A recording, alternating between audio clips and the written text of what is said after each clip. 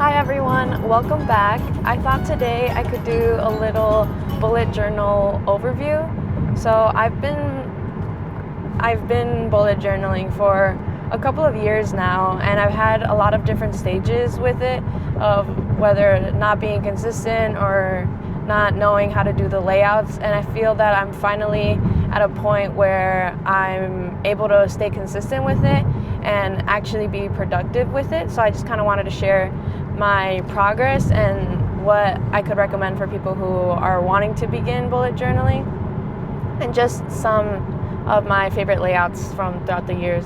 So first, I don't have my first bullet journal on me. That's back home at my parents' house.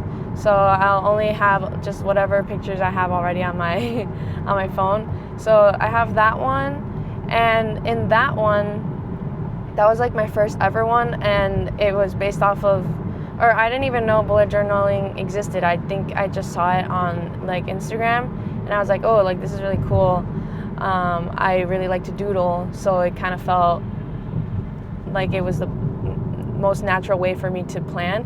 Because I don't know about you guys, but in middle school and high school, they gave us planners, like at the school, and I would use it because it was free, but every single page would be just like covered in doodles. So sometimes I wouldn't even use it to like organize my stuff. I'd just use it to doodle. So I was a big doodler back in the day. I don't really have homework like that anymore, and I think it would be frowned upon to doodle at work. So I don't get to doodle as much anymore. But I think that's kind of what started this journey with bullet journaling.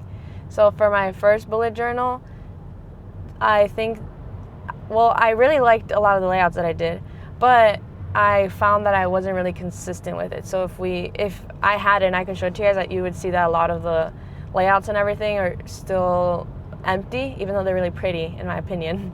They're empty. And I think that's because since it was my first one, I kind of went all out, and I tried really hard in each layout, and I was like gluing in extra papers and using a million color pens, and I just kind of went all out. And so one, it took me a really long time to do the bullet journaling. So sometimes I wouldn't have like the month ready by the time that it was the month that I needed it to actually use it to plan. So yeah, that's, I guess, what I would suggest if you're just starting out. I know it can seem overwhelming maybe because it's just like so much, but don't feel that you need to start with every single page being like super decorated and awesome, because also that's like bullet journaling now. But if you just Google bullet journaling, it's not even about decorating or having all these spreads. Bullet journaling, I'm pretty sure, like if like the actual thing is just a notation of how to journal more quickly, and there's like special symbols that mean different things when you put them in your journal. And I don't even do that. I've been wanting to though, because I've been intrigued, because all I do right now is use like check boxes, and sometimes that can be annoying because I want to write something down that it's not necessarily something that you can check, but just like a reminder. But it looks weird if I don't put a checkbox. Yeah. Anyway, so that's like real bullet journaling, or like the actual like baseline. And then obviously it got like Instagram-fied or just like beautified, I don't know. And then it became all this like fancy, like you're designing your own journal, which I mean, I still like that aspect right now. So yeah, so that was, I guess, my first mistake in the beginning, was just overcomplicating it and then getting overwhelmed. Because then after that, I took a big break from creating a new journal, because I was like, whoa, that was so much work. I don't want to do that again. So then I think that was in high school, maybe? I can't even remember when that first bullet journal was, and I don't have it, so I can't check the years. But I do know that I then tried again in college, and then this journal, I think there's like 3 separate times in there of when I picked it up, stopped, and then picked it up again and stopped, and then picked it up again. So I have like 3 different sections showing different levels of commitment to it. So one, I think it was 2023 or something like that, I started bullet journaling, and I got different highlighters and pens that I liked, and that helps me kind of work a little bit faster because I was more limited in my selection of colors based off of the highlighters that I have, which I love these highlighters. The midliners, they're literally my favorite highlighters because they don't bleed and they're not super neon or bright compared to like more traditional highlighters. So I really like those, and I know that they're a popular choice in the bullet journaling. I don't know how much they cost. I think they were a gift, but they're really nice. So if you want to splurge or treat yourself, I recommend those. And then for pens, I just use the Micron pen. That one is like, I like the chunkier ones. I don't really like super fine line, which I went to Michael's because I needed more Micron pens, and I saw that they had a pack of like brown and black pens, and I was like, oh, like cool. I never had a brown one. I've only had black and gray, but I was like, oh, like brown, I could see that working with blah blah blah. And then I saw the sizes because it tells you how fine the tip is, and I usually work in 10 or 5. And I saw the size, and I saw it said 1, 3, and 5, and I was like, ooh, like a little bit smaller than 5 might be good for like details or whatever. My dumb ass, I didn't see that there were zeros in front of those numbers. And also I didn't even know that they could get that small, but when I remember taking them out of the package and opening it, and it's literally so tiny, like the tip, oh my gosh. I mean, I already opened it, so I can't return it, so I've just been using them, but honestly it's like not my favorite. So whatever, but that's crazy. They're not that cheap either, so I was like, bruh. But anyways, yeah, so watch out on the fine, like the size of the tip that you get, because that's crazy. Anyways, I'm getting ahead of myself. So that's just like what I've used for this like second batch of bullet journaling, where I've been a little bit more consistent with it. The first time I used like a bunch of random pens and stuff that I had, so there's like a lot more color options and stuff. But once again, the theme of just like making it smaller and more controllable and less overwhelming. So yeah, so when I started up again, this time I think I was able to bullet journal like ahead of time. So I had all the months up until my summer internship for that year. But if we flip through it, you'll see that I was not consistent with it.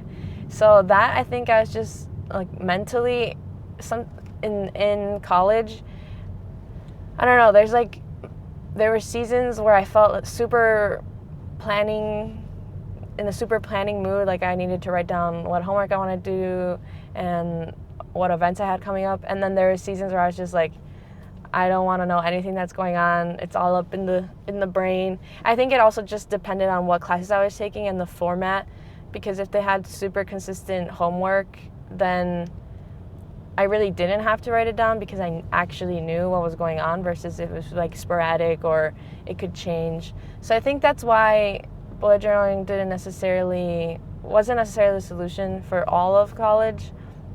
So also, if you're in that situation, then like that's fine. It may not always be the right time. And also, I think the reason why I stopped is, once again, I didn't have time to do the rest of them.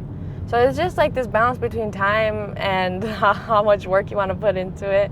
So then when I started up again, like another year of college, this one was kind of exciting because I have this little printer that prints out pictures, and they can also be stickers. So I was like, I had this genius idea. I was like, every week I'll put a picture of something that we did that week, and it'll be kind of like a bullet journal scrapbook moment. So that was really cute. And I don't know how many months I did that for. I'll have to look and put it up. But I really like that I did that. And I wish I would have done it more, because I did, obviously, once again, I was not consistent with it. But once again, it's just like college and life gets in the way, and it's like, okay, well, we're done here. And then now I'm full-time out of school, and I have less of there's no like set things for me to do outside of work, if that makes sense. So at work, I have my own just like a work notebook where I write down all the tasks that I need to do. And obviously I don't spend any time making that one pretty or anything. That one's just like, as I get things that I need to do, I write it down so I don't forget, because I just work better when I have a list of things in front of me, because the whole like out of sight, out of mind thing, if it's not in an email or if I haven't talked about it recently, I might forget that that's something that I need to complete. So yeah, so now, but then I was realizing that like outside of work I felt very lost and my mind felt very cluttered because I just had a bunch of things on my to-do list that were maybe not super urgent but eventually I had to do. So like, for example, I need to find a primary care doctor out here, sign up for a dentist and an eye doctor, like a bunch of, I call them like administrative things of life that I need to do, that they were just like in my brain, and then I wasn't crossing any of them off because I wasn't doing any of them, and then that was causing me to be like stressed about that. So then I was like, you know what, I need a planner so that I can write down things that I need to do. And also I wanted to get back into journaling in general, so not just like the weekly planning thing or weekly layout, but also just like journaling in my day-to-day, which I start from like the back of the journal or in between months or whatever, and just regular journal, no fancy stuff, just thoughts on a page. So then since I started in December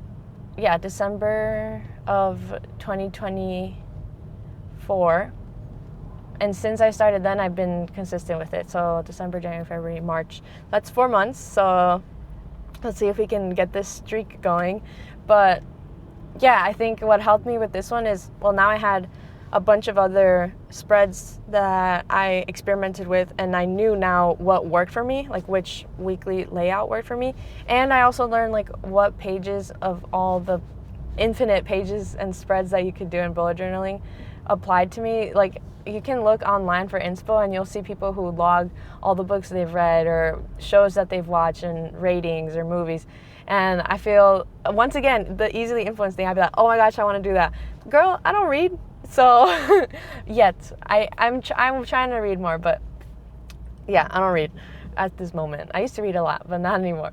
So yeah, so now I had like the weekly spread. I was like, I'm not gonna mess with it. It's gonna be the same thing every day, every month. And then the only thing that changes a little bit is maybe just like the font that I'm using to write in, and the cover page of the month, which I think is fun because it's like I get to design one thing and then the rest is just based off of color choices and then maybe like the small icons that I decide to display throughout the month. So that's been pretty exciting because I feel that I finally, like I said, found a way that I can be consistent with it.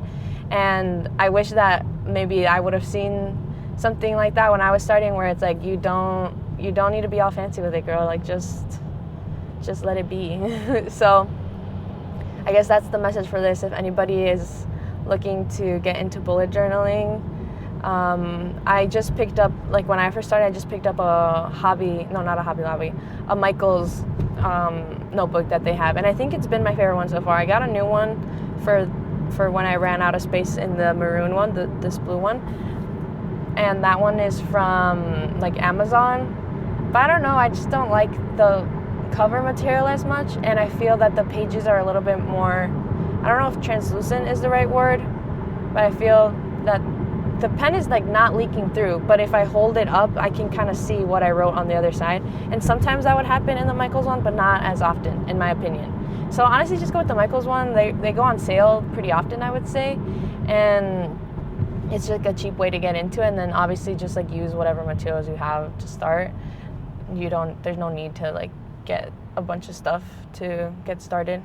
So yeah, I don't know, I just think bullet journaling is a fun way if you find it hard to keep up with pre-planned journals, and maybe you just don't like the way that those like maybe they have a bunch of sections that don't apply to you, or they're missing sections that you do want to apply. Bullet journaling is a way for you to kind of customize that.